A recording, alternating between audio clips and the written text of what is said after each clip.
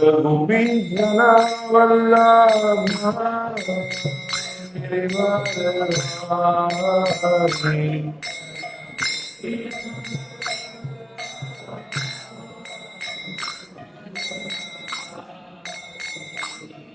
जय गोपी जना वल्लभ गिरिवरधारी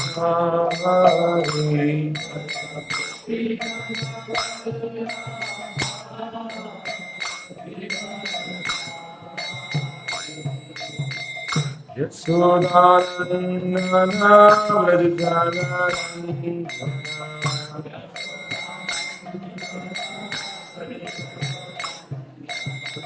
यशोदानंदना व्रजजानंदना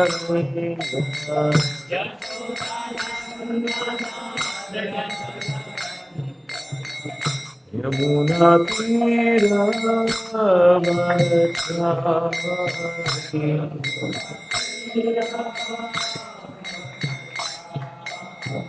यमुना तीरावनचारी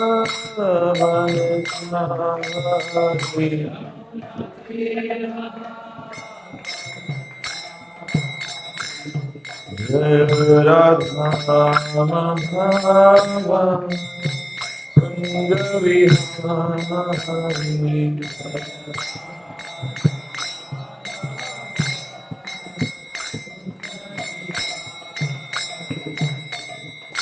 हरे कृष्णा।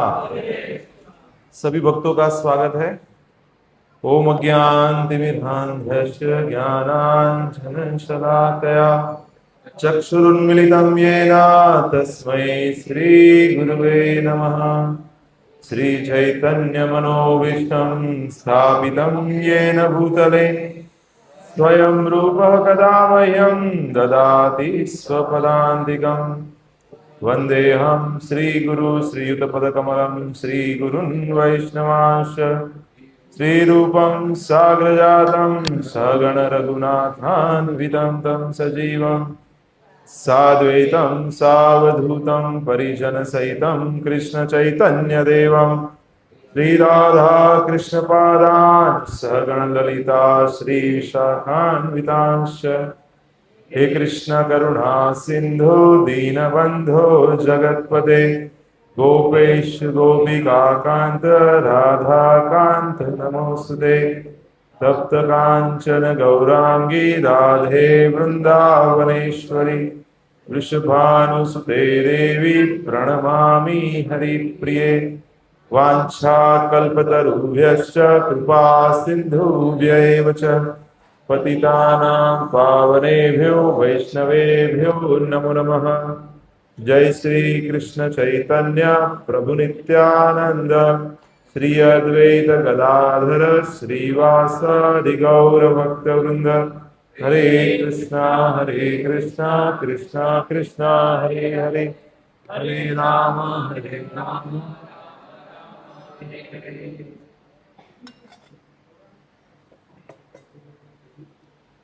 तो कितने लोग घर पे भगवद गीता पढ़ रहे हैं? अच्छी बात है।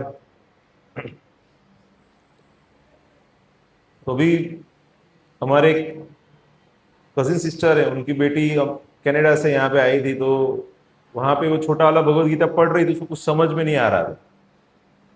तो भी 1 आध महीने के लिए आए थे। तो कल एक मैरिज में मिले थे, तो उसके पहले जो हमारे जीजा जी ने बोला कि इंग्लिश में यथारूप Bhagavad Gita as it is चाहिए। तो प्रभुपाद का भगवद गीता है, सब लोग पढ़ रहे हैं। जो अभी भक्ति में पूर्ण रूप से नहीं आए वो भी एज इट इज मांग रहे हैं। तो जिसको एज इट इज प्राप्त है उसको पढ़ना चाहिए कि नहीं? हाँ, तो ठीक है। कई बार ऐसा लगता है कि वितरण करने के लिए है। प्रभुपाद जी ने क्या है, हमको बुक डिस्ट्रीब्यूटर बनाया है। ऐसा नहीं है, पहले बुक रीडर बनना है और साथ साथ में फिर बुक डिस्ट्रीब्यूशन भी करना है, ठीक है नहीं? पहले इस्तेमाल करे, पहले खुद उसको यूज करे, समझ में आए कि कैसा है, उसके बाद वितरण करें। कई बार भक्तों को वितरण का इतना उत्साह रहता है ना, पढ़ना भूल जाते हैं। तो प्रभु जी टाइम ही नहीं मिलता है। इतना हम पुस्तक वितरण कर रहे हैं कि समय नहीं है। समय तो निकालना पड़ेगा, क्योंकि प्रभुपाद जी समय निकाल के पुस्तकों को हमारे लिए प्रदान किया है, रात रात जाग के। तो हमको दिन में ही पढ़ना है, रात को जागने की जरूरत नहीं है। आधा घंटा 1 घंटा समय के हिसाब से आप पढ़ सकते हैं। तो 12 नंबर का श्लोक तक हमने लिया था, आज 13 नंबर से आगे बढ़ेंगे। चातुर्वर्ण्यमया सृष्टम गुण कर्म विभागशः तस्य कर्तारमपि मां विद्य कर्तारमव्ययम्। चातुर्वर्ण्यमया सृष्टम गुण कर्म विभागशः तस्य कर्तारमपि मां विद्य अकर्तारमव्ययम्। चातुर्वर्ण्यमया सृष्टम गुण कर्म विभागशः तस्य कर्तारपि मां विद्य अकर्तारमव्ययम्। प्रभु जी से पढ़िए। चातुर्वर्ण्यमया सृष्टम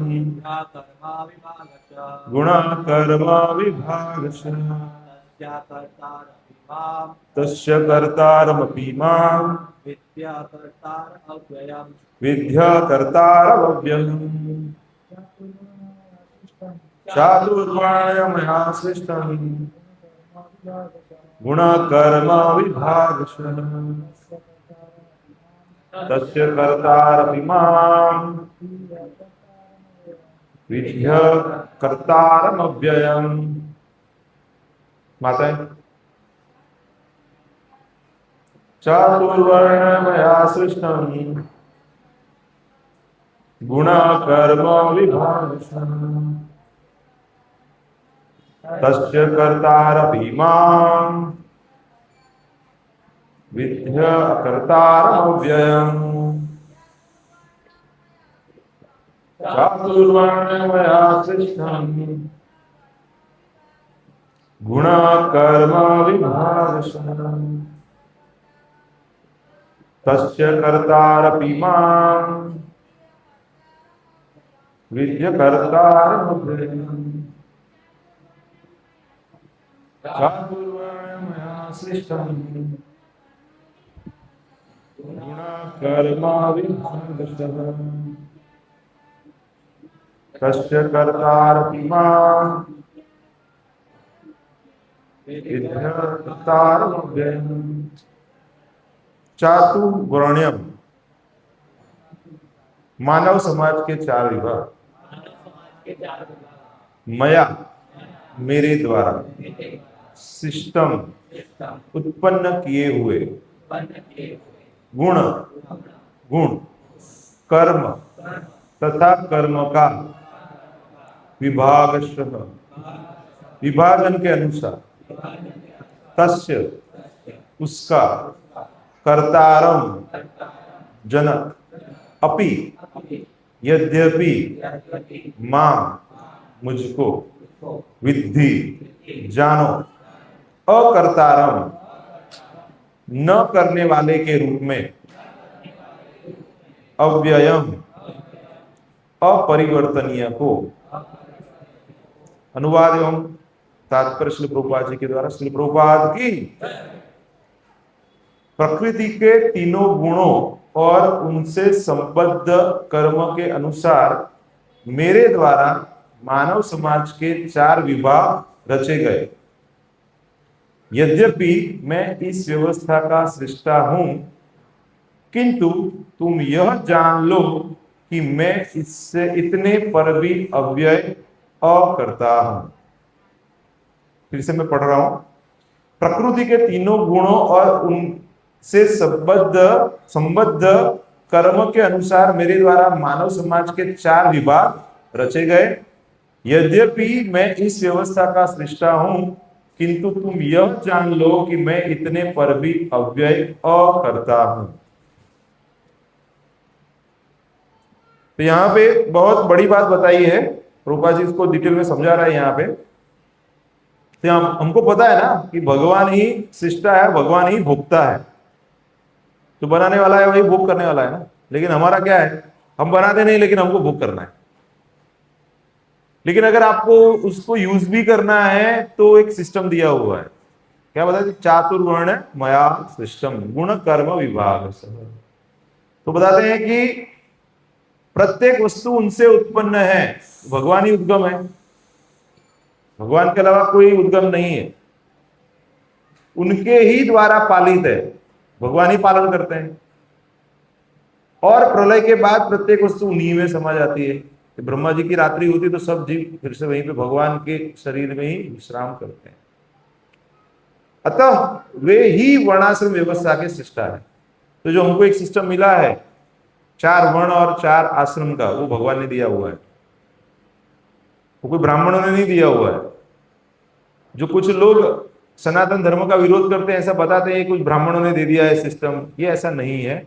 लेकिन ये कैसे बना है, गुण और कर्म के आधार पे बना हुआ है, जन्म के आधार पे ऐसे नहीं बताया, जन्म विभाग सह ऐसे नहीं बताया, जन्म से विभाग बना दिया, ऐसा नहीं, गुण और कर्म।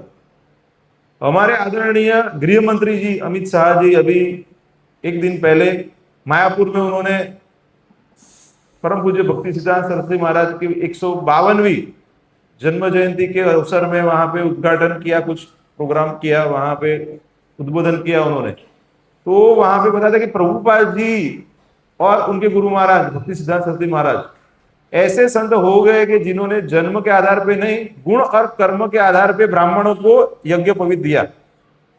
देख सकते हैं ना, अभी इस्कॉन के जो मंदिर है, बड़े बड़े मंदिर है, वहां पे जो ब्राह्मण की सेवा देते हैं तो वो गुण के हिसाब से और कर्म के हिसाब से जो ब्राह्मण का कार्य कर सकते हैं उनको यज्ञोपवीत दिया गया है। सही कि नहीं, आप देख सकते हैं ना। तो मतलब वो उनका एक बड़ा एक योगदान है, जो भगवत गीता के हिसाब से ब्राह्मण कौन है उसको प्रस्थापित किया, नहीं के जन्म के हिसाब से।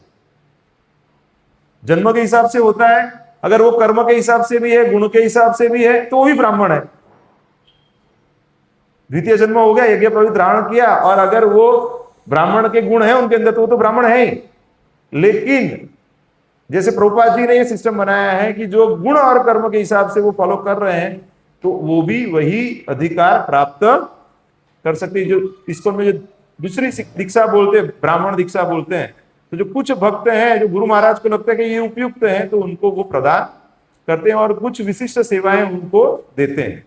जैसे भगवान के अर्च विग्रह की सेवा है, भगवान के लिए प्रसाद बनाना है, मतलब जो भोग अर्पण करना है भगवान के लिए, तो ये सब सेवाएं हैं वो दीक्षित भक्त हैं वही कर सकते हैं। आप देखेंगे यहाँ से प्रवेश निषिद्ध ऐसे लिखा जाता है ना, तो वहां से आगे जो ब्राह्मण दीक्षित नहीं है उनको अलाउ नहीं करते हैं। तो कुछ नियम है उसके, तो यहाँ पे वो उसको डिटेल में समझा रहे हैं। तो ये थोड़ा बैकग्राउंड इसलिए मैं बता रहा हूं कि थोड़ा सा हमको ऐसा बायस नहीं होना है, इसको समझने के लिए थोड़ा ओपन होकर समझना पड़ेगा। तो बताते हैं कि भगवान इस वर्णाश्रम व्यवस्था के सृष्टा है, जिनमें सर्वप्रथम बुद्धिमान मनुष्यों का वर्ग आता है, जो सतोगुणी होने के कारण ब्राह्मण कहलाते हैं। ब्रह्म जानादि थी ब्राह्मण, जो ब्रह्म का मतलब क्या है, ब्रह्म परमात्मा भगवान, मतलब जो ब्रह्म को जानता है, आध्यात्मिक ज्ञान जो जानने का प्रयास करता है, जो भौतिक जगत से बाहर कैसे निकलना है उसके बारे में जिज्ञासा करता है, उसको ही ब्राह्मण बोल सकते हैं। जन्म से आप ब्राह्मण कुटुंब में जन्म लिया है तो हाँ, फॉर नेम से आप ब्राह्मण या फिर ब्रह्म बंधु कहलाते हैं। बताते हैं कि द्वितीय वर्ग प्रशासक वर्ग का है। प्रशासक मतलब जो एडमिनिस्ट्रेशन करते हैं और रक्षण करते हैं, जिन्हें रजोगुणी होने के कारण क्षत्रिय कहा जाता है। क्षत न हो, तकलीफ न हो, रक्षण करना है, जो उनका ड्यूटी है, उसको क्या बोलते हैं, क्षत्रिय बोलते हैं। तो पहले के समय में जो राजा रहते थे वो ऐसा गुण रहता था जो शासन करते थे। आज के समय में ऐसा जरूरी नहीं है कि जो शासन कर रहे हैं वो उनके अंदर वो क्वालिटीज हो, क्योंकि आजकल क्या है, लोकतंत्र है ना, तो हम लोग चुनते हैं, हमारे में से चुनते हैं, हमारे जैसे ही चुनते हैं। तो ऐसा हो भी सकता है, ऐसा नहीं भी हो सकता है। फिर बताते हैं वणिक वर्ग या वैश्य कहलाने वाले लोग रजो तथा तमोगुण के मिश्रण से युक्त होते हैं। तो जो कृषि गोरक्षा करते हैं तो दोनों गुण उनके अंदर रहते हैं, थोड़ा रजोगुण भी रहता है, थोड़ा तमोगुण भी रहता है, वैश्य बोलते हैं उनको। और शूद्र या श्रमिक वर्ग के लोग तमोगुणी होते हैं। तो आजकल 95% 99% लोग तमोगुणी हैं, कहीं ना कहीं जॉब कर रहे हैं, सही कि नहीं, करेंगे नहीं, किसी के अधीन है ना, तो वो उनको शूद्र बोल सकते हैं, भले ही फिर वो ब्राह्मण परिवार में हो, वैश्य है या कोई भी परिवार से वो बोल सकते हैं। ज्यादातर लोग अभी जॉब कर रहे हैं ना, पहला का जो सिस्टम है, जो ओरिजिनल जो भगवान ने दिया है उसके अंतर्गत कार्य नहीं कर रहे। लेकिन कोई भी सोसाइटी में बुद्धिमान वर्ग, शासक वर्ग, बाकी बिजनेस वर्ग और श्रमिक वर्ग ये रहते हैं, सही है कि नहीं, ग्रॉसली रहते हैं। लेकिन अगर उसको हम प्रॉपर करेंगे तो भगवत प्राप्ति में सरल हो जाएगा। तो इसीलिए हमारे गुरु महाराज है परम पूज्य भक्ति विकास स्वामी महाराज, वो प्रयास कर रहे हैं कि जहां पे कुछ लोग हो जो ब्राह्मण का सही रूप से कार्य कर रहे हो, बाकी के लोग अपने गुण के हिसाब से वो कार्य में जुड़े हो और सब मिलके भगवान की सेवा में लगे। उसका मुख्य उद्देश्य ब्राह्मण बनना या क्षत्रिय बनना नहीं है। मतलब बाहरी रूप से कई बार लग सकता है कि ये ब्राह्मण दीक्षित हैं, अच्छी बात है, गुरु महाराज की इच्छा है कि ये वैसी सेवाओं में जुड़े, इसलिए गुरु महाराज ने उनको ब्राह्मण दीक्षा के लिए उपयुक्त समझा और उनको वो सेवा में लगाया है। लेकिन अगर गुरु महाराज आपको कोई और सेवा देते हैं तो अगर वही निष्ठा से करेंगे तो भी आपको अलग से ब्राह्मण बनने की आवश्यकता नहीं है, वो सेवा करते करते करते आपका शुद्धिकरण हो जाएगा। जैसे शरीर में सभी का उपयोग रहता है ना, हाथ पैर आंखें पेट सबका उपयोग है ना, अब अलग अलग काम है ना, सब काम क्यों करते हैं, जैसे कमा सके खाना आ सके, खाना जठर को देते हैं, अंततोगत्वा तो खाना कहां जाता है, तुष्टि परमेश्वर की होगी। अगर सभी वर्ग हैं समाज के, अगर वैसे कार्य करेंगे तो भगवान प्रसन्न होंगे और सबको जो आवश्यक चीजें हैं उसको भगवान प्रदान करेंगे। तो इसीलिए आप जो भी गुण में हैं उसको आपको त्याग नहीं कर सकते, उसके आधार पे आपको कुछ तो कर्म करना जरूरी है। तो मानव समाज के इन 4 विभागों की सृष्टि करने पर भी भगवान कृष्ण इसमें से किसी भी विभाग के नहीं आते, ये बड़ी बात बता दी है यहाँ पे। जैसे बाहरी रूप से हमको लगता है कि भगवान तो बाल बाल थे, कौन से फैमिली में थे भगवान, वैश्य में थे, ओरिजिनली तो राजा के पुत्र थे, तो मतलब कौन से फैमिली में थे, क्षत्रिय, ऐसा लग सकता है हमको। लेकिन यहां पे क्या बता रहे हैं कि लेकिन ऐसा नहीं है, भगवान तो गुणों से ऊपर है। तो यहां पे बताते हैं क्योंकि वे उन बद्ध जीवों में से नहीं है जिनका एक अंश मानव समाज के रूप में है। हम भगवान के अंश है ना, मानव समाज में है, हमको भगवान ने ये मनुष्य देह प्रदान किया है हमारे पूर्व जन्म के इच्छा के हिसाब से और कर्म के हिसाब से। जो हमारी इच्छाएं हैं और हमारे कर्म है, क्रेडिट है, उसके हिसाब से हमें ये जन्म प्राप्त हुआ है। लेकिन भगवान तो अपनी इच्छा से यहाँ पे प्रकट होते हैं। क्यों आते हैं भगवान, 2 कर्म करते हैं भगवान। क्या कर्म रहते हैं भगवान के, मुख्य कर्म क्या रहते हैं जब यहाँ पे आते हैं, तो भक्तों का रक्षण करना और असुरों का, वो पार्ट टाइम है, मेन काम क्या है, भक्तों का रक्षण करना और लीला करना। तो लीला से फिर भक्त आकृष्ट होते हैं और भगवत धाम वापस जाते हैं। तो बताते हैं कि मानव समाज भी किसी अन्य पशु समाज के तुल्य है, किंतु मनुष्य को पशु स्तर से ऊपर उठाने के लिए ही उपयुक्त वर्णाश्रम की रचना की गई है। अगर हम सही रूप से नहीं मानेंगे तो गलत रूप से भी वो व्यवस्था का तो भाग बनना पड़ता है, क्योंकि वही व्यवस्था में काम करना है। तो उससे अच्छा है कि हम सही रूप से वो व्यवस्था को फिर से, इसलिए प्रभुपाद जी ने बोला कि 50% काम मेरा हो गया है, 50% काम है दैवी वर्णाश्रम व्यवस्था को फिर से, जहां पे सभी लोग अपनी रुचि के हिसाब से कार्य में लगे हो और सरलता से भगवत भक्ति भी कर पाए। अभी समझिए कि ऑफिस में डिसीजन लेने वाले कुछ लोग रहते हैं, व्यवस्था करने वाले कुछ लोग रहते हैं, काम करने वाले लोग ज्यादा रहते हैं ना, समझ रहे हैं ना। तो वैसे ही समाज में सब लोग पढ़ लेंगे, सब लोग पंडित बन जाएंगे, तो काम कौन करेगा। अभी क्या हो रहा है, मैं आपको थोड़ा एक मुद्दा समझाने का प्रयास करता हूं। आजकल सबको पढ़ाना है, सबको डॉक्टर इंजीनियर सीए बनाना है, हो रहा है कि नहीं ऐसा सिस्टम।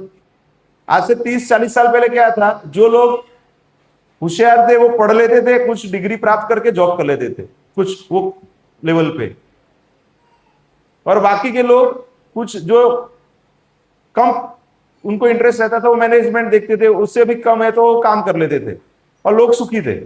अभी क्या हो गया है कि इतने ज्यादा यूनिवर्सिटी हो गए, इतने ज्यादा कॉलेजेस हो गए कि सीट खाली रहते हैं, मतलब सबको एडमिशन मिल जाता है। मैं क्या बताने का प्रयास कर रहा हूं समझ रहे? तो जिसका क्वालिटी नहीं है उसको भी जबरदस्ती पढ़ना पड़ता है। हो रहा है कि नहीं अभी? मतलब उसको दाखिल किया जाता है, फिर वो क्या होता है, उसके पास डिग्री आ जाता है, फिर ईगो भी आता है ना कि मैं पढ़ा लिखा हूं, उसका क्वालिटी नहीं है, समझिए। तो वो कहीं पे भी वो धोबी का कुत्ता जैसी हालत हो जाती है उसकी। अभी जब हम लोग पढ़ते थे तो उस समय पे कुछ 7-8 मेडिकल कॉलेज थे गुजरात में, भी अहमदाबाद में 6-7 कॉलेज है, बड़ौदा में 4-5 कॉलेज है, और होम्योपैथी ये सब बाकी की कॉलेज में नहीं, सिर्फ एमबीबीएस की बता रहा हूं। तो इतने ज्यादा डॉक्टर बन रहे हैं, आप समझिए। तो वैसे इंजीनियरिंग का भी है, फार्मेसी का भी है, फिजियोथेरेपी का भी है। तो काम करने वाले लोग नहीं है, सब बॉस बनने वाले लोग बचे हैं। हो रहा है कि नहीं अभी? अभी इसलिए मोदी जी को क्या बोलना पड़ा है कि स्किल डेवलप करो, स्किल इंडिया। सही कि नहीं? अभी मैं रिसर्च कर रहा था तो डेटा मिला कि आजकल के जो यूनिवर्सिटी है उसमें से 50% से ज्यादा जो बच्चे पास होकर निकलते हैं वो फील्ड में काम करने के उपयुक्त नहीं होते, मतलब बड़ी बड़ी डिग्रियां या कोर्सेज लेके निकल रहे हैं तो वो उनका मतलब कोई रिलीवेंस नहीं रहता है। जो बड़ी बड़ी कंपनी के सीईओ जो एआई और जो बाकी अभी जो चल रहा है ना आईटी, और वो लोग बताते हैं कि हमको जो चाहिए वैसा वहां से नहीं आ रहा है। अगर उसको भी हम समझ ले, चलो यहाँ पे जॉब करना है, यहाँ पे ही आपको भोग करना है, ऐसे भी मान लेते, चलो आध्यात्म छोड़ दो अभी टेम्पररी, आप ऐसे समझ लो कि आपको भौतिक जीवन में सुखी होना है, जॉब करना है, अच्छा जॉब प्राप्त करना है, तो भी आपका जो स्वभाव है उसके अनुरूप काम करना पड़ेगा आपको। अभी मैं पढ़ने में थोड़ा होशियार था, परसेंटेज आगे डॉक्टर बन गया मैं, लेकिन कुछ साल के बाद पता चला कि मुझे तो टीचिंग अच्छा लगता है, मुझे तो पढ़ाना अच्छा लगता है। लेकिन हमारी समाज व्यवस्था ऐसी है कि होशियार वाले डॉक्टर बने, इंजीनियर बने, नहीं तो सीए बने। तो जी थोड़ा ओछू भणता हो ही नहीं तो जी वो बाद में बीएससी और वो सब तो नीचे वाले, मतलब ऐसा एक धारणा बना दिया। लेकिन कोई होशियार है उसको शिक्षक बनना है तो क्यों वो बीएससी नहीं कर सकता है, क्यों एमएससी पीएचडी नहीं? कहने का मतलब समझ रहे? मैं बता रहा हूं, परिप्रेक्ष्य दे रहा हूं मैं आपको। ऐसा नहीं पढ़ो कि यही करो आप। किसी को अगर पढ़ने में कम रुचि है, उसको कोई काम में रुचि है तो उसको उसमें उसमें आगे आने दो। अभी प्रैक्टिकली प्लम्बर का काम करने वाले लोग मिलते जल्दी नहीं मिलते हैं, इलेक्ट्रिशियन जल्दी नहीं मिलते हैं, तो वो बनना नहीं है ना किसी को। उसका कोर्स आईटीआई का आता है, 6 महीने 12 महीने का रहता रहेगा कुछ तो कोर्स, 2 साल का वॉटेवर, वो करना नहीं है। सबको क्या करना है? इंजीनियरिंग में जाना है। फिर इंजीनियरिंग में जाके फिर बोलते हैं ये फ्यूज कैसे लगाना है, वो बोले वो हमको नहीं सिखाया गया है। पहले ऐसा रहता था फ्यूज निकल जाता था वो, तो फिर हम लोग उसको फ्यूज को तार लगा देते थे, सबने किया रहेगा कभी ना कभी, तो वोल्टेज आगे पीछे होता है। तो अभी वो सिस्टम चेंज हो गया है, पूरा ट्रिप हो जाता है, अभी वो ऐसा नहीं होता है। लेकिन अगर मेरे पिताजी जायडस जो कंपनी है ना, फार्मा कंपनी है जायडस, उसके अंदर थे, तो वो एमफार्म करके जो बच्चे आते उनका इंटरव्यू लेते थे तो बेसिक चीजें पूछते थे, जो प्रैक्टिकल जो यूज होता है ना, वर्नियर कैलिपर जो काम करते रहेंगे उनको पता रहेगा, डिसइंटीग्रेशन टाइम क्या है, डिसोल्यूशन टाइम क्या, बेसिक चीजें, दवाएं कितने समय में घुल जाती है, कितना डिसइंटीग्रेट होती है, बेसिक चीजें वो पूछ ले। वो फर्स्ट ईयर में पढ़े थे, अभी याद नहीं है।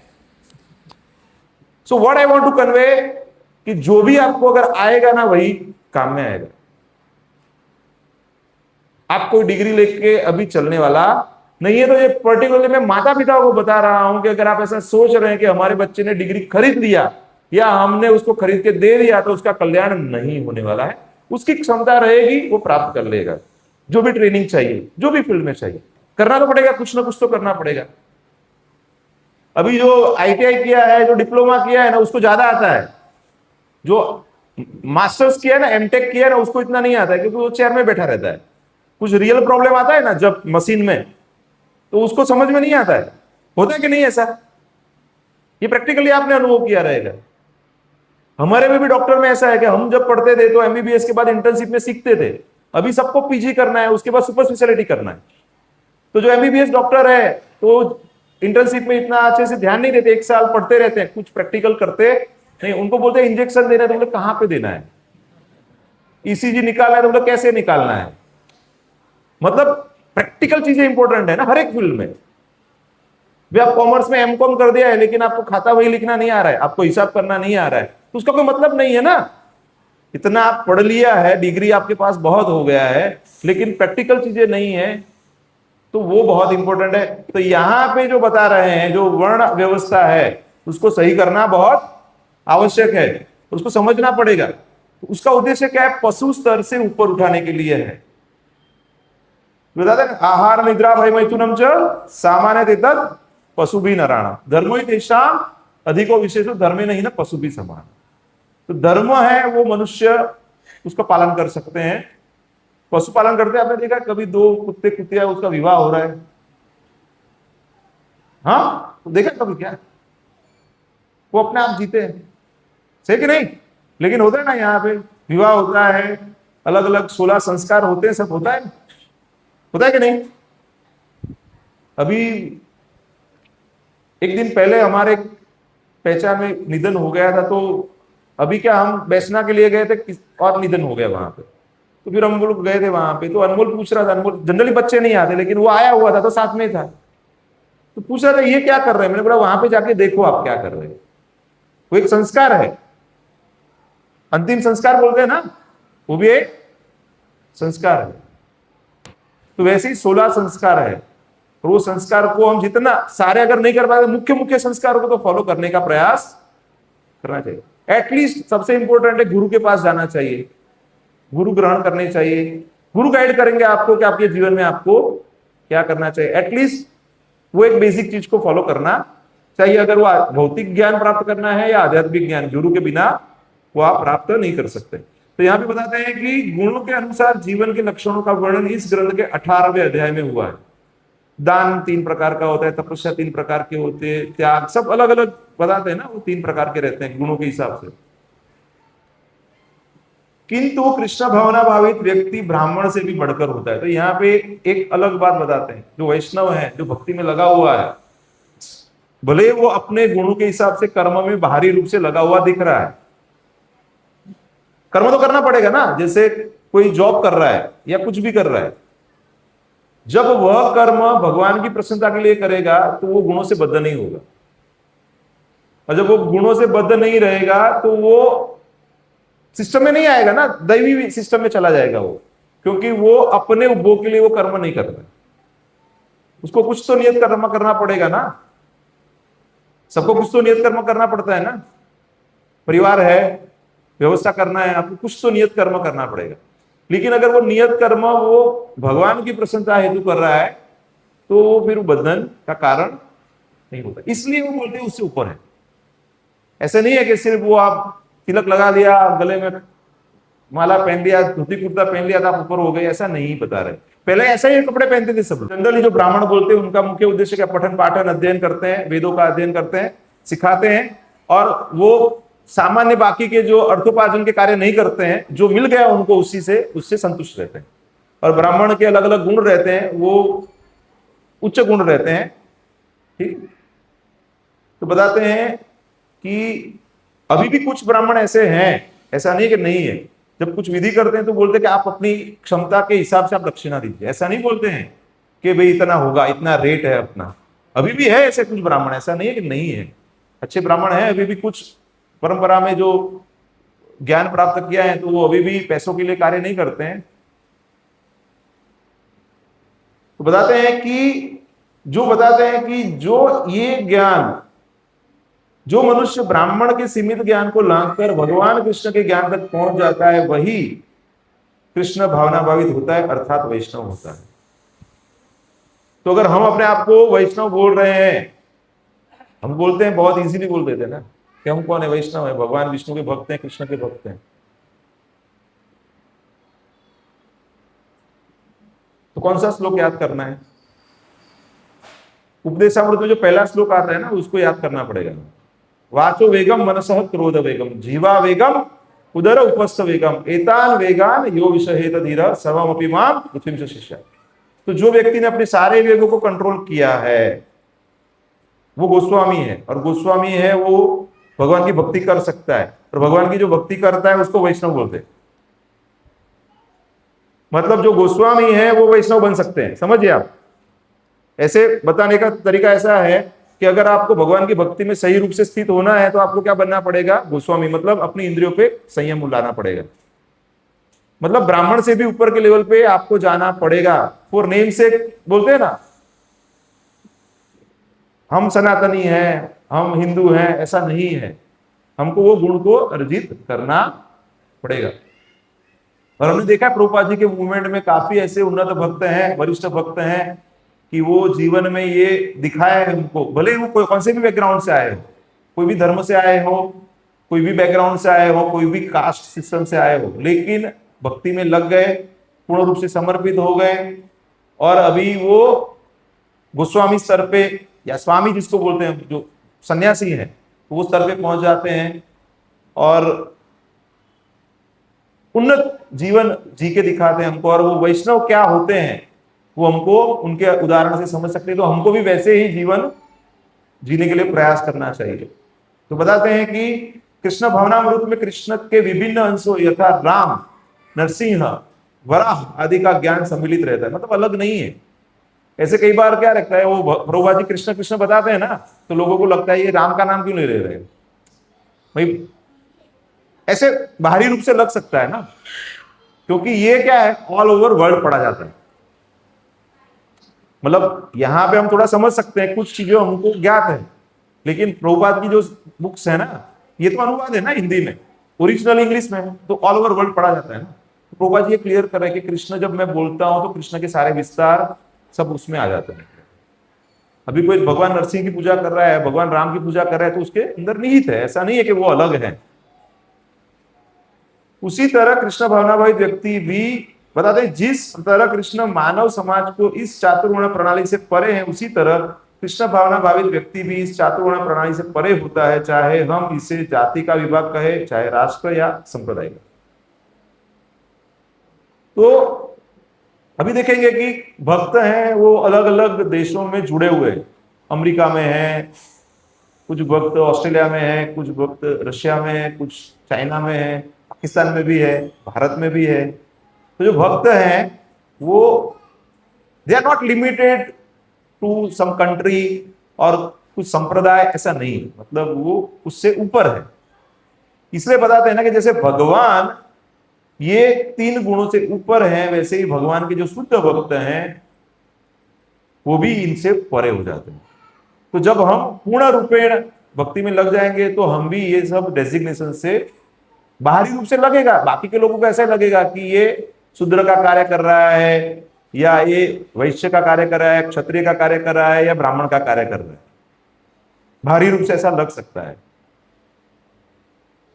इसीलिए श्री उपदेशामृत में बताते हैं कि हमें वैष्णव को बाहरी ड्रेस से या बॉडी कैसा है उसके आधार पे आकलन नहीं करना चाहिए। क्योंकि बोला ये फॉरेन डिओटी है, ये ब्लैक डिओटी है, या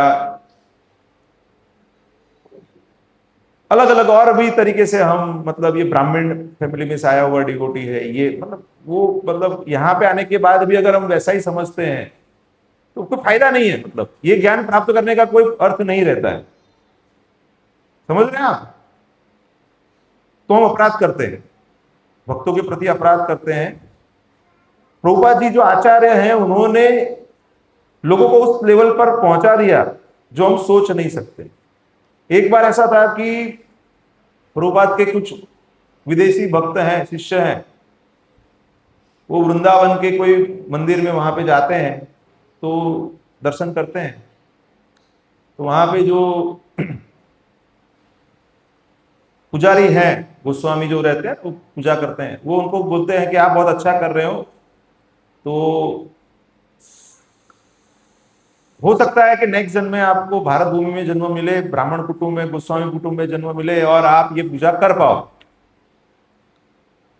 तो इसको आशीर्वाद समझकर ये सब भक्त हैं, नए नए भक्त हैं, प्रभुपाद जी को मिलते हैं कि हमको ऐसे आशीर्वाद दिया, तो बोले कि आप उनको नेक्स्ट टाइम जब जाओ तो बताओ कि आप सब अच्छे से करेंगे तो नेक्स्ट टाइम आप इस्कॉन में आ पाओगे। तो ये मतलब वो पॉइंट ऊपर नीचे दिखाने की बात नहीं है। प्रभुपाद जी का बोलने का मतलब ये है कि आप इस्कॉन में हो, आप सही सिस्टम में लग गए हो, तो यहां पे भी आप वही पूर्णता प्राप्त कर लोगे। उसके लिए वो फिर से वो जन्म प्राप्त करने की आवश्यकता नहीं हो, किसी को ऊंचा नीचा दिखाने का वो नहीं है।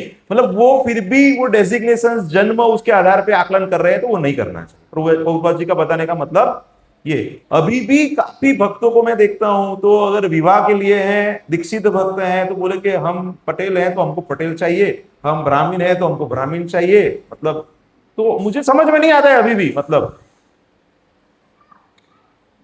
गेटिंग माई पॉइंट, मैं क्या बताने का प्रयास कर रहा हूं।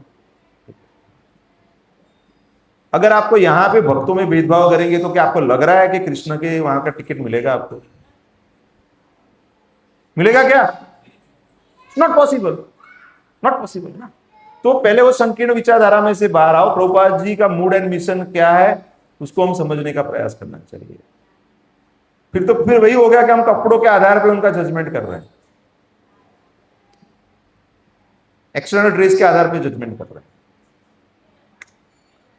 न माम कर्माणि लिंपन्ति न मे कर्म फले स्पृहा इति माम यो अभिजानाति कर्म भिन्नर सब बध्यते। तो बताते हैं कि मुझ पर किसी कर्म का प्रभाव नहीं पड़ता, नहीं मैं कर्म फल की कामना करता हूं।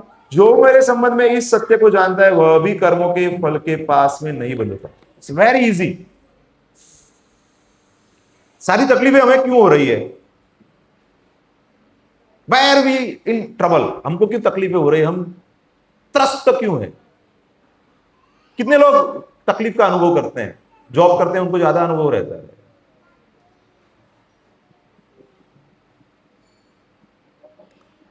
मैं बोल रहा हूं थोड़ा अतिशयोक्ति लगेगा आपको, मैंने कभी अनुभव नहीं किया। मैंने भी कुछ समय जॉब किया है, लेकिन जब आप प्रभुपाद का दिया हुआ जो ज्ञान है ना उसको आप समझ लेते हो ना, और उसको परफेक्ट नहीं कर पाओगे लेकिन प्रयास करोगे ना, प्रयास सिर्फ if you just try to follow that every step, जहां पे भी आप काम करते हो वहां पे उसको प्रोसेस में लगाओ आप। People will appreciate, they may not appreciate, possible है, वो आपके हाथ में नहीं है। वो आपकी अच्छी चीजों को अप्रिशिएट करेंगे या नहीं करेंगे वो आपके हाथ में नहीं है, लेकिन कृष्ण तो अप्रिशिएट कर रहे हैं ना। तो भगवान बताते ददाति बुद्धि योगम तम, तो भगवान ऐसी बुद्धि देते हैं कि वो परिस्थिति में कैसे काम करना है और विचलित नहीं होना है। तो यहां पे बताते हैं ना कर्मों के फल के पास में नहीं बंधता, तो वो भक्त भी नहीं बंधता है। तो जब हम कृष्ण को याद करके, प्रभुपाद जी को याद करके, उनकी दी हुई शिक्षाओं को याद करके जो भी कार्य कर रहे हैं उसको करेंगे, जैसे घर पे भी माताएं कर रही हैं, तो वो चीजों को याद करके कर सकते हैं ना। ये भाव से प्रसाद बना सकते हैं, मतलब भोग बना सकते हैं भगवान के लिए कि ये आज हमको बच्चे को अच्छा लगता है इसलिए बनाना है, वही ठाकुर जी को पसंद है, वो भाव से बना हुआ भोग तो बनाना है, मेहनत तो करना ही है ना वही। तो जब आप सोचेंगे कि ये पेशेंट को आपकी आवश्यकता है, उसको देखने जाना है, हाँ वो प्रोसेस में आपको अर्थोपार्जन होने वाला है कि नहीं। ऑफिस में कुछ काम कर रहे हैं, कोई भी इंडस्ट्री में काम कर रहे हैं, वो आपको एक नियत कर्म दिया हुआ है, आपको करना है। तो फिर आप दुखी हुए बिना या सुखी हुए बिना, सुखे दुखे समीकृत हो जाएगा आपका। फिर आपको फ्रस्ट्रेशन नहीं आएगा। फ्रस्ट्रेशन क्यों आता है? क्योंकि आपको नहीं करना पड़ता है और आपको नियोजित किया गया है। होता है ना, तभी होता है ना। आपको जो नहीं करना है वो करना पड़ रहा है, लेकिन अभी आप गृहस्थ हैं तो कुछ तो काम करना पड़ेगा ना, घर पे तो नहीं बैठ सकते ना आप, you have to do something. तो एटलीस्ट आप आपका दृष्टिकोण तो बदल सकते हो कि नहीं? बदल सकते हो कि नहीं? अभी जैसे घर में भी आप बताइए कि घर में सभी का नेचर अलग अलग रहेगा ना, कोई सात्वगुणी रहेगा, कोई रजोगुणी, कोई तमोगुणी, सभी तो सेम नहीं रहेंगे ना घर में भी। ऑफिस छोड़ दो आप, ऑफिस में बहुत लोग रहते हैं, घर में भी अलग अलग लोग हैं कि नहीं? हस्बैंड वाइफ है, पति पत्नी है। कलयुग है, कलह का युग है, झगड़ा होता है, लेकिन आप उतना बेसिक सिखा लेंगे कि आपके पूर्व कर्म के हिसाब से ही आपको यह परिस्थिति मिली है। पहले मैं मेरे आसपास के लोगों को बदलने का प्रयास करता था शुरुआत में। जब ये ज्ञान नहीं था तो मैं से सोचता था कि मैं मेरे बोलने पे ये चेंज हो सकता है। ऐसा रहता है ना हमको कि वी ट्राई टू चेंज। अपनी पत्नी है, माता पिता है, बच्चा है, उसको हम बदलने का प्रयास करते हैं। अभी करते हैं ना, माताएं खास करती रहती है, तो आओ नहीं करवाना, ऐसा ही करना है। हाँ, उसको सिखा सकते हैं, समझा सकते हैं, वो आप ज्यादा फोर्स नहीं कर पाएंगे क्योंकि उसका भी एक इनहेरेंट स्वभाव है। सबका रहता है ना एक अलग स्वभाव, दो भाई रहेंगे उसका भी स्वभाव अलग रहता है, तो आप उसको चेंज नहीं कर सकते हैं। आप उसको गाइड कर सकते हैं, आप अपना उदाहरण प्रस्तुत करके सिखा सकते हैं कि बेटा ऐसे कर सकते हो। मैं भगवत गीता का क्लास करता हूं, मैं भागवतम का क्लास देता हूं, तो मेरा बच्चा उसको समझ में आ गया तो वो भी क्लास लेता है बच्चों का, तो उसको पता है कि ये कैसे करना है। लेकिन मैं नहीं करूंगा, मैं एक्सपेक्ट करूंगा कि मेरा बच्चा करे, तो करेगा। मैं अपने माता पिता को सम्मान नहीं दूंगा, लेकिन मेरी पत्नी से एक्सपेक्ट करूंगा कि वो मेरे माता पिता को सम्मान दे। मैं मेरी माता पिता की सेवा नहीं करूंगा, लेकिन मैं मेरी पत्नी से एक्सपेक्ट करूंगा कि तुम सेवा करो, तो करेगी क्या? मैं अपनी पत्नी को सम्मान नहीं दूंगा और मैं एक्सपेक्ट करूंगा कि वो मुझे सम्मान दे। पॉसिबल है क्या? वैसा वर्षा पत्नी के लिए भी वैसा ही है। अगर आप सम्मान देंगे तो आपको सम्मान मिलेगा। आप जो माता पिता है उनका सम्मान करेंगे तो वो आपका भी सम्मान करेंगे। तो कलयुग में बैड बार्गेन है, यहां पे कुछ परफेक्ट नहीं मिलने वाला है। शुरुआत में मैं बहुत समय वेस्ट कर चुका हूं, शुरुआत के वर्ष, कि जहां पे मैं प्रयास करता था कि इनको मैं बदल दूं, लेकिन बाद में यही पता चला कि मैं अपने आप को अगर बदल पाया तो बहुत अच्छी बात है। अगर मैं ये जीवन में अपने आप को बदल के एक अच्छा भक्त भी बना पाया ना,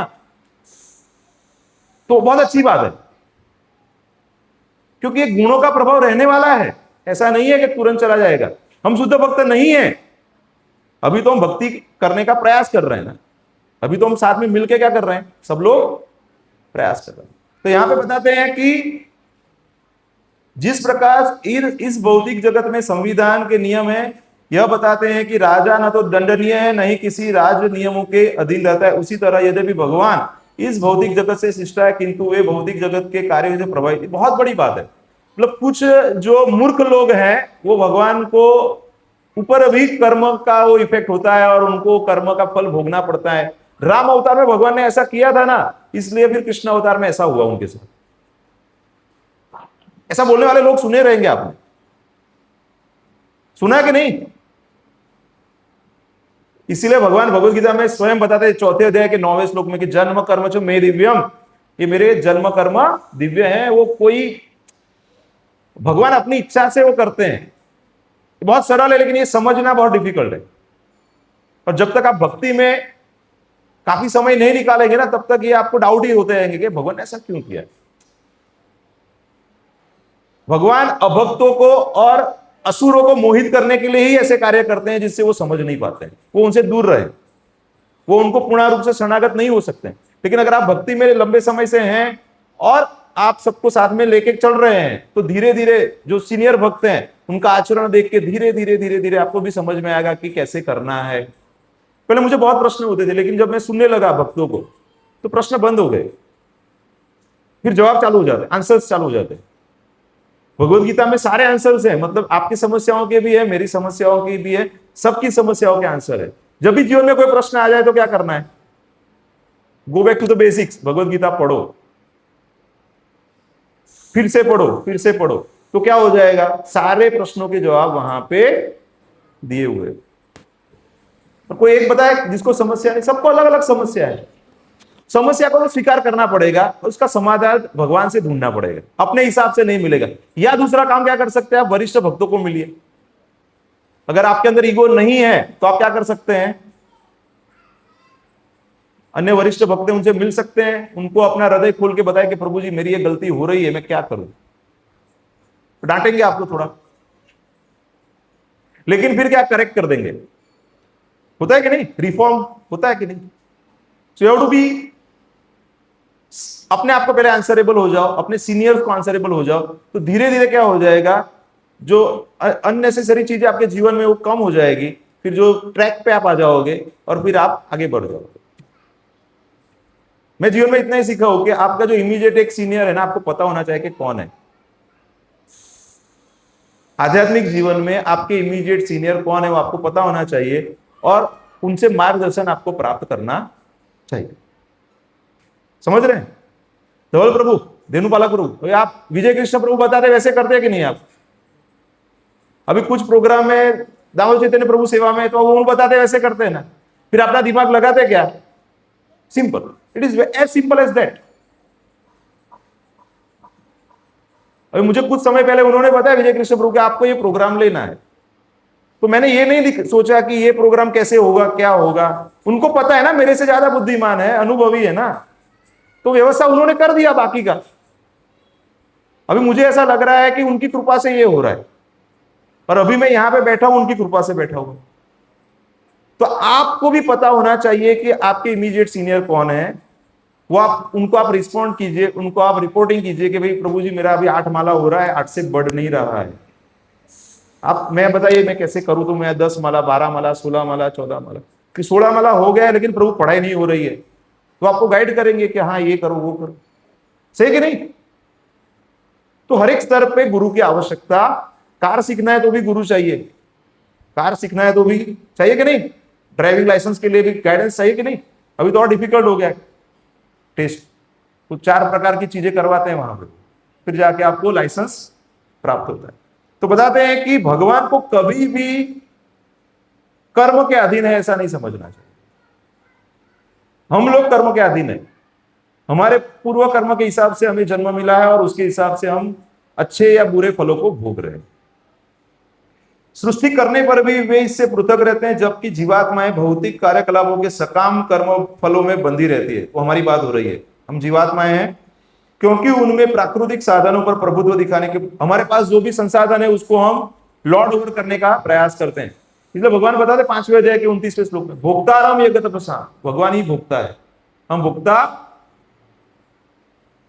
हम उल्टा करते हैं, हम भोक्ता बनने का प्रयास करते हैं ना, फिर माया के कंट्रोल में आ जाते हैं। जब हम भगवान की सेवा करते हैं तो माया छोड़ देती, बोले ये जीव भी भगवान की सेवा में लगा हुआ है। तो बताते हैं कि किसी संस्थान का स्वामी कर्मचारियों के अच्छे बुरे कार्यों के लिए उत्तरदायी नहीं है, वो तो उनको ही दंड मिलेगा ना, बॉस को थोड़ी दंड मिलता है। कोई भी कंपनी में कुछ हो जाएगा, उसका जो मुख्य है वो उसको दंड दे सकता है ना, उसको थोड़ी दंड होता है। कर्मचारी इसके लिए स्वयं उत्तरदायी हैं।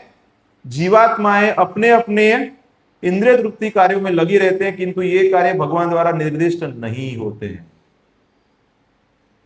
ये लोग क्या गलती करते हैं, बोलते हैं तो भगवान की इच्छा रहेगी, हरी इच्छा करते हैं ना। हम बोलते हैं आप प्रोग्राम में आइए, तो बोले वो भगवान की इच्छा होगी तब आएंगे। बोलते हैं कभी हम इनवाइट करते हैं ना कुछ लोगों को, तो क्या बोलते हैं, जब प्रभु की कृपा होगी तब आएंगे, अभी तो बिजी हैं। तो आपकी इच्छा है बिजी रहना। आप सब यहां पे कैसे इच्छा से आए ना, आप अपने आप थोड़ी आ गए, आप आपने खुद की इच्छा करके आए ना, ऐसा तो कोई खींच के तो ला नहीं सकता, आपको सम्मोहन तो नहीं कर सकता ना आपके ऊपर। तो यहाँ पे बताते हैं कि इंद्रिय तृप्ति की उत्तरोत्तर उन्नति के लिए जीवात्मा इस संसार के कर्म में प्रवृत्त है और मृत्यु के बाद स्वर्ग सुख की कामना करती रहती है। मतलब जो वेदों की वाणी से प्रभावित रहते हैं वो लोग स्वर्ग प्राप्ति के लिए यज्ञ कर्म आदि करते रहते हैं। स्वयं में पूर्ण होने के कारण भगवान को तथाकथित स्वर्ग सुख का कोई आकर्षण नहीं रहता। भगवान का स्वरूप कैसा है? सच्चित और आनंद। भगवान स्वयं में ही आनंदित है। आत्मा भी जब भगवान परमात्मा की सेवा में पूर्ण रूप से नियोजित हो जाता है तो वो भी वही आनंद का अनुभव कर सकता है, क्योंकि जो भगवान को आनंद देता है उसको भगवान आनंद प्रदान करते हैं। जैसे जठर को खाना दे दिया आपने तो क्या हो जाएगा, पूरा बॉडी को ताकत मिलेगी ना, हाथ पैर सबको ताकत मिलेगी। तो वैसे ही जब हम भगवान की सेवा में लग जाएंगे तो भगवान आनंदित हो जाएंगे, तो हमको भी आनंद प्राप्त हो जाएगा।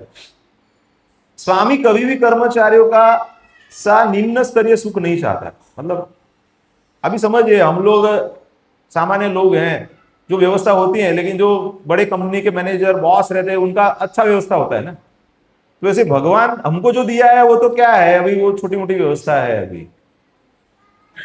तो भगवान तो हमारा दिया हुआ इसलिए अर्पण को, भोग को वो ग्रहण करते हैं, वो हमारा भाव ग्रहण करते हैं।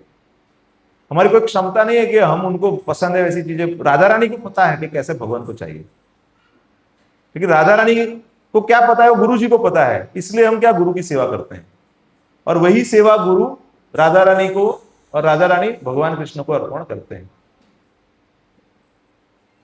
इसलिए आध्यात्मिक जीवन में गुरु का बहुत महत्व है। आज मैं पढ़ रहा था कि हम अपने हिसाब से कुछ करते हैं, वैसा नहीं करना चाहिए। हमें कुछ भी करने से पहले गुरु को पूछना चाहिए। गुरु, शिक्षा गुरु या दीक्षा गुरु, दोनों में से कोई हो सकते। पहले के समय में कम शिष्य रहते थे, तो जो दीक्षा गुरु हैं वो अवेलेबल रहते थे, उनके साथ ही शिष्य रहते थे, तो पूछ लेते थे डायरेक्टली, गुरु जी मैं क्या करूं। अभी नहीं रहते हैं तो आपको अन्य भक्त जो है वरिष्ठ, उनको पूछ के ज्ञान प्राप्त करना चाहिए। बताते हैं कि वैदिक स्मृति के इस तथ्य की पुष्टि होती है, निमित्त मात्र मेवासो सृज्यानाम सर्ग कर्मणि प्रधान कारणी भूता यतो वै सृज्य शक्तयः। तो भौतिक सृष्टि के लिए भगवान ही परम कारण है। मतलब जो नास्तिक लोग हैं या वैज्ञानिक है वो बताते हैं कि कुछ तो एक ब्लास्ट हो गया और ये सृष्टि का हो गई, ऐसा बताते हैं वो। लेकिन यहाँ पे क्या बताते हैं कि भौतिक सृष्टि के लिए भगवान ही परम कारण है, प्रकृति तो केवल निमित्त कारण है। जैसे यहाँ पे निमित्त शब्द आ रहा है, निमित्त का मतलब क्या है, तो मुख्य नहीं है।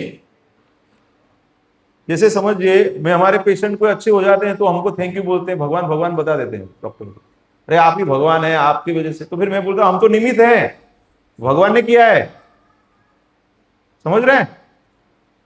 अगर कुछ प्रॉब्लम हो रहा है तो उसके लिए सामने वाला निमित्त है, आपके कर्म है, उसकी वजह से वो व्यक्ति आपको कुछ दंड दे रहा है या कुछ अच्छा दे रहा है, वो निमित्त बन रहा है। निमित्त का मतलब समझ में आ रहा है ना आपको? हम उसको बहुत कैजुअली ले लेते हैं निमित्त को। तो अगर निमित्त को सही रूप से समझेंगे तो हम किसी से तकलीफ प्राप्त नहीं करेंगे।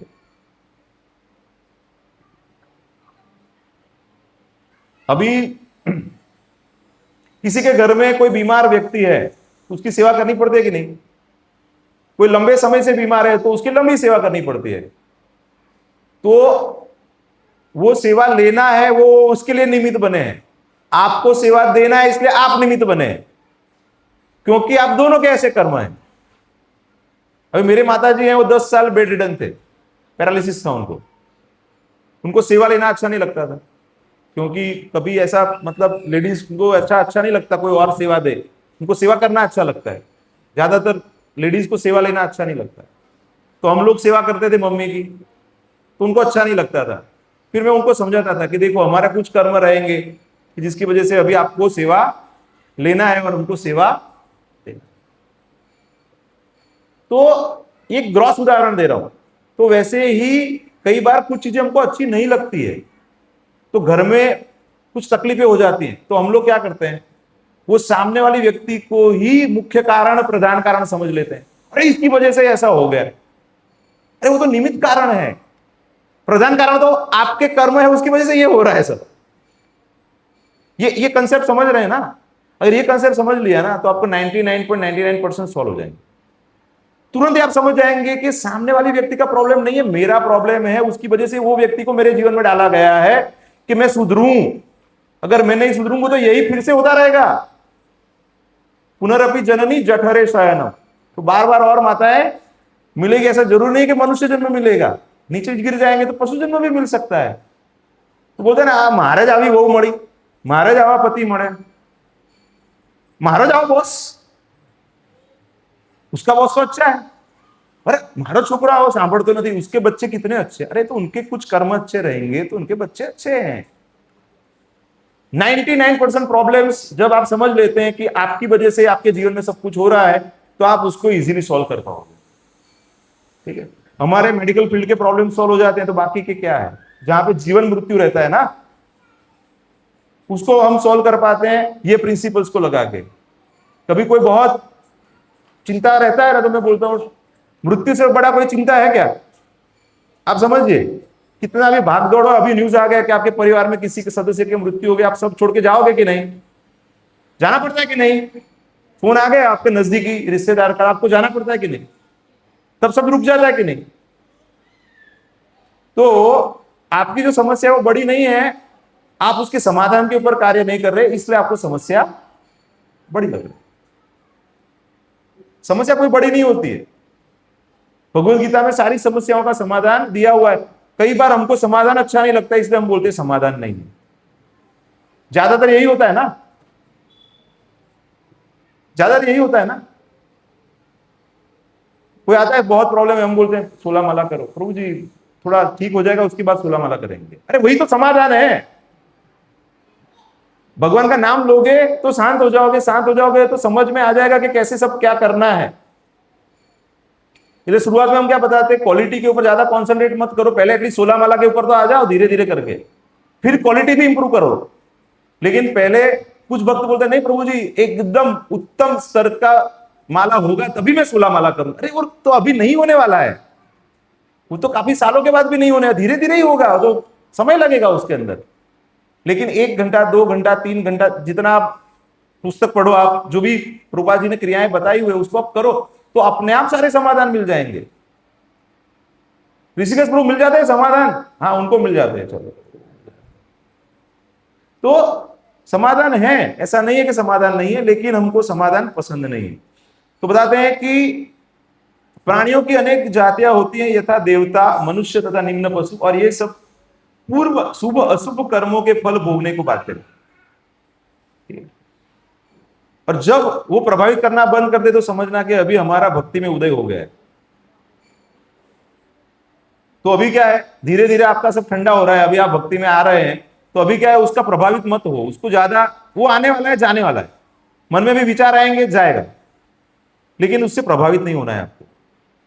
किंतु वे उनके किसी भूत या वर्तमान कर्मों के लिए उत्तरदायी नहीं होते हैं।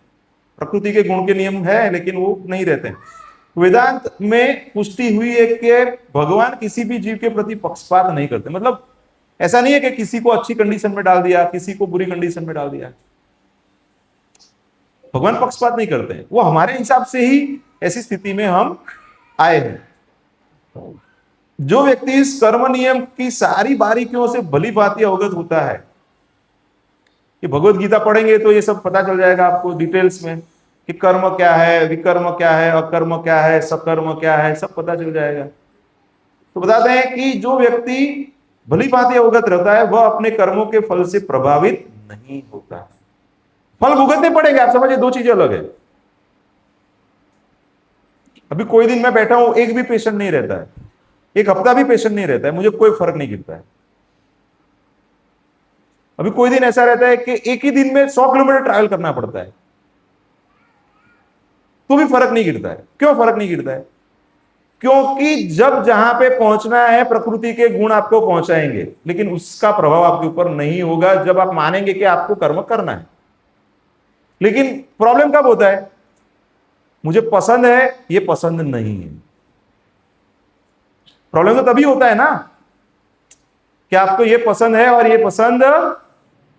इसलिए मैं हमेशा अपने स्टाफ को बोलता हूं, जब काम नहीं है तो पढ़ाई करो, जब काम ज्यादा है तो काम करो। हॉस्पिटल में काम रहता है, कभी बहुत ज्यादा रहता है, खाने पीने का भी टाइम नहीं मिलता है, पेशेंट आ गया ज्यादा हो गया। और कभी क्या रहता है कि कोई पेशेंट नहीं है तो वो बोला बोर हो गए। मतलब बोर क्या हो गए, पढ़ाई करो, थोड़ा कुछ सीखो नया। तो हर एक समय का सदुपयोग। तो मैं अपने ऑफिस में बैठा हूं तो पेशेंट नहीं रहते तो क्या करता हूँ, हरि नाम करता हूँ, पढ़ाई करता हूँ। और जब पेशेंट आते हैं तो उनको हरि नाम बताता हूँ। तो आप भी क्या कर सकते हैं, जब काम है तो काम करो, जब काम नहीं है तो क्या करना है, किसी का दुकान है बैठे है तो क्या कर सकते हैं, नाम तो ले सकते हैं ना भगवान का। भगवत गीता भागवतम पढ़ सकते हैं कि नहीं? राधे राधे फ्रूट सेंटर पता है आपको, विष्णु प्रभु है अपने, वही करते रहते, पढ़ते रहते, प्रवचन सुनते रहते। वो कितनी कितनी बार मायापुर गए उनको भी पता नहीं है। मतलब भगवान की कृपा हो जाती है बाद में, मतलब वो चेतना में आप आ जाते हो। कितने लोग पहचानते प्रभु जी को? पहचानते, काफी भक्त पहचानते। वो हर महीने वृंदावन एक बार जाते हैं। वो मायापुर में साल में 3-4 बार जाता रहूंगा। तो वो व्यवस्था कौन कर रहे? भगवान ही कर रहे हैं ना। तो ये भाव होना चाहिए। मैं बोला अभी आगे का क्या प्लानिंग है प्रभु जी? अभी 2 बच्चों का विवाह हो गया, 2 का हो जाए, उसके बाद मायापुर या वृंदावन जाना है। तो डिटेच है वो कंट्रोल भाव। लाखों रुपए उनके पास, पैसा है, सब कुछ है, लेकिन वो भाव नहीं है, कंट्रोल करने का भाव नहीं है। उनको यही है कि प्रभु जी ये सब में से निकलना है, भगवान की भक्ति में लगना है। ये भाव तो कर सकते हो ना आप, इच्छा तो कर सकते हो ना। बहुत सरल भक्त है, मतलब जितने लोग मिले हैं उनको पता है, बहुत ही सरल भक्त, सेवाभावी भक्त हैं। दूसरे शब्दों में, जो व्यक्ति भगवान के इस दिव्य स्वभाव से परिचित होता है वह कृष्ण भावनामृत में अनुभवी होता है, अतः उस पर कर्म के नियम लागू नहीं होते। तो to the extent we follow the principles, to that extent हमको भी वो रिलीफ मिलेगा। वो बोलते हैं ना, आप छाता पकड़ के रखेंगे तो भीग जाएंगे ना, अभी छाता पूरा खोल के ऊपर प्रॉपर रखेंगे तो वो भीगेंगे नहीं ना आप। तो ज्ञान जितना आप ग्रहण करेंगे, जीवन में जितना लगाएंगे, उतना ही आपको ये आदि व्याधि उपाधि का प्रभाव नहीं होगा। और जितना आप वो मैकेनिकल करेंगे ना, वो भी आज मैं पढ़ रहा था एक पुस्तक से, तो उसमें बहुत अच्छा था, मतलब ये थोड़ा सा समझने जैसा है। When Sadhana becomes N obstacle, ऐसा तो नहीं है ना जो आप साधना कर रहे हैं वही ऑब्स्टेकल है। वो ऑब्स्टेकल कब हो जाता है? जब आप मैकेनिकली करते हैं, नियम आग्रह हो जाता है, उसका उद्देश्य समझे बिना आप वो चीजों को करते हैं। रूपा जी क्या बताते हैं, बताता हूं मैं आपको। बताते हैं कि they go to temple, you speaking to the Americans go to church, and the Mohammedans they go to mosque, and similarly they are different systems. But if one is simply sticking up to the system without seeing how much progress I am making in my life, then that is waste of time. That is called niyamagraha.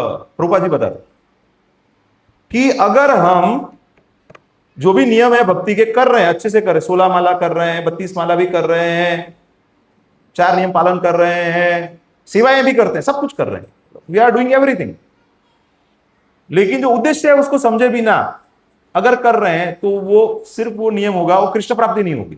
बहुत बड़ी बात बताइए ना। तो जाने अनजाने में कई बार हम वही करते हैं, तो इससे बचना चाहिए। इसीलिए क्या करना चाहिए, इसीलिए मैं आपको पहले बताया वही कि कोई जो गुरु है उनको पूछना चाहिए, मार्गदर्शन प्राप्त करना चाहिए कि कहां पे आवश्यकता है, कहां पे सेवा चाहिए। आपके हिसाब से सेवा मत करो, जहां पे जरूरत है वहां पे सेवा करो। कुछ भक्तों का ऐसा रहता है, प्रभु जी मुझे तो यही सेवा करनी है, लेकिन आपको दूसरी सेवा की आवश्यकता है तो आप उसको कीजिए ना, तो शुद्धिकरण होगा। एक सन्यासी थे, भक्ति सिद्धांत सरस्वती महाराज के शिष्य थे, सन्यासी शिष्य थे। तो वो नंगे पैर नर्मदा परिक्रमा किया उन्होंने, सन्यास दंड लेके और व्रत रख के, मतलब कुछ तो डिफिकल्ट रहता है, वो ऐसे किया उन्होंने। तो पूरा सब करके वापस आ गए। फिर महाराज को प्रणाम किया, महाराज ने बोला क्या प्राप्त हो गया आपको? तो कुछ इतना खुश नहीं थे, मतलब उतना कुछ जैसे कुछ प्राप्त कर लिया ऐसा नहीं था। तो महाराज ने बोला मैंने आपको सेवा दिया था प्रचार के लिए, कुछ सेवा दिया था मैं आपको, वो छोड़ के आप उसमें चले गए अपने मन से। उन्होंने, गुरु महाराज ने कुछ प्रचार के लिए उनको बुला रहेगा, लेकिन वो अपने मन से गंगा की परिक्रमा के लिए चले गए। तो कभी भी आप जीवन में कुछ आध्यात्मिक कार्य भी कर रहे हैं तो आपके वरिष्ठ भक्तों का मार्गदर्शन प्राप्त करके कीजिए, नहीं तो वो नियमाग्रह हो जाएगा। उनका संन्यास दंड वापस ले लिया भक्ति सिद्धांत। तो ये हमारे साथ तो नहीं हो रहा है ना, ये हमें देखना चाहिए। हमारे साथ तो जल्दी हो सकता है ना, उनके सामने तो महाराज थे उस समय पे, समझ रहे हैं ना। एटलीस्ट उनको डांट दिया, संन्यास दंड ले लिया, बाद में तो जाग गए रहेंगे, ऐसा मानते हैं कि बाद में वो लग रहेंगे कि भाई नहीं महाराज अभी मैं आप बोले वैसे करना है चाहता हूं। तो बताते हैं कि जो व्यक्ति भगवान के दिव्य स्वभाव को नहीं जानता और सोचता है कि भगवान के कार्यकलाप सामान्य व्यक्तियों की तरह कर्मफल के लिए हैं, वे निश्चित रूप से कर्मफलों में बन जाते हैं। इसलिए हमें भगवान के प्रति, भक्तों के प्रति कभी भी अपराध नहीं करना चाहिए, हमको उनका आकलन नहीं करना चाहिए। किंतु जो परम सत्य को जानता है वह कृष्ण भावनामृत में स्थित और मुक्त रहता है। हरे कृष्णा कृष्णा कृष्णा हरे हरे, हरे राम हरे राम। थोड़ा फिलोसॉफिकल था लेकिन जरूरी था, समझ में अभी बताने खबर पड़ी, सबको पता चला मैं क्या बताना चाहता हूं। ऐसे तो सुन रहे थे, सो नहीं रहे थे, इसलिए कोई प्रश्न है तो पूछ सकते। हाँ बोले भाई।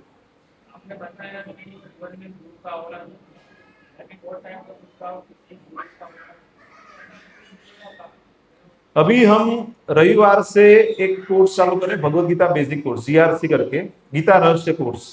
उसके अंतर्गत हम ये सारे विषयों को लेने वाले हैं।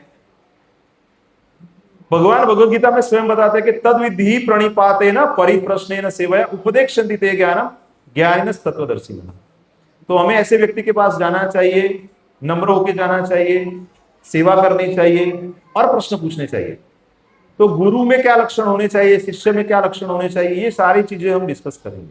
तो कोर्स के अंतर्गत होगा। आपने रजिस्ट्रेशन नहीं किया है तो कोई भक्त को मिलके आप रजिस्ट्रेशन करके आप संडे इवनिंग कितने 6:30 बजे है ना, 6:30 बजे से यहीं पे रहेगा, 6:30 से 8।